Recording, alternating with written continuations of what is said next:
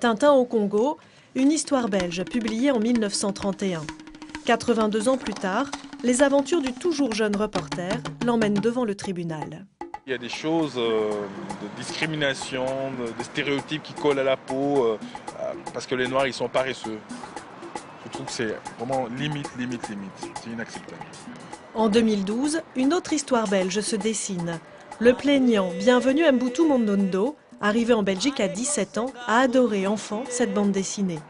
Aujourd'hui, il porte un tout autre regard sur les bulles d'Hergé. J'ai grandi dans Tintin au Congo. Donc Tintin au Congo, pour moi, c'est quelque chose d'extraordinaire quand j'étais jeune. Mais aujourd'hui, savoir que Tintin au Congo, que j'ai adoré pendant toute ma jeunesse, c'était plutôt une insulte, ça me révolte. L'homme noir fait peur, il est paresseux, il ne sait pas compter, l'homme blanc lui est supérieur. Des sous-entendus racistes gommés entre la première édition noir et blanc de 1931 et celle de 1946. Mais des sous-entendus qui dépassent la caricature pour les uns, juste plein d'humour pour les autres. Il est tout autant dans la caricature quand il s'agit des Blancs, puisque d'ailleurs les Blancs sont les mauvais dans Tintin au Congo pour commencer. Ce sont des chasseurs assez peu clairvoyants, puisqu'ils tirent les antilopes à la chaîne en ne se rendant même pas compte de combien ils en ont abattu. Ils croient que c'est toujours la même. Donc les Blancs sont tout aussi ridicules que les Noirs, mais on a tendance mais parfois à l'oublier. Les aventures de Tintin au Congo véhiculent les idées colonialistes de l'époque.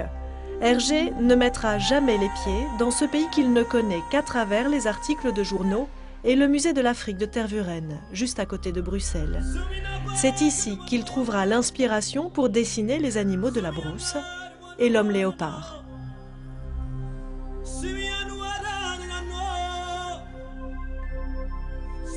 On ne voit pas la ville où il arrive, donc, ce qui était donc la porte de Matadi, ensuite Léopoldville. Donc on a vraiment l'impression qu'il arrive immédiatement, disons, en brousse. Tintin au Congo est la deuxième BD des aventures du reporter belge, l'album le plus vendu de la série, toutes langues confondues, encore aujourd'hui. Tintin au Congo devant un tribunal, c'est une histoire belge en fait. On peut le dire comme ça. Je pense que c'est plus universel que ça. Il y a aujourd'hui une tentation du politiquement correct qui est extrêmement dangereuse, puisqu'elle vise, si on devait la suivre, à réécrire l'histoire universelle à la lumière des concepts et des valeurs d'aujourd'hui. C'est un combat qui est un combat de l'ordre du symbole. C'est une démarche qui, à mon sens, est une démarche saine et constructive, qui n'est absolument pas de l'ordre de l'hostilité. Et l'objectif, évidemment, c'est de faire coexister les différentes communautés, les différentes sensibilités, tout en respectant l'œuvre d'Hergé, évidemment. En Angleterre, l'éditeur publie un avertissement au début de la BD, vendu uniquement dans les rayons pour adultes. Avertissement précisant le contexte colonialiste des années 30. Et pour ménager la sensibilité des amoureux des animaux, les bulles où Tintin fait exploser un rhinocéros ont été remplacées. Tintin au Congo sera-t-il aussi bridé en Belgique? La Cour d'appel de Bruxelles le décidera dans les mois qui viennent.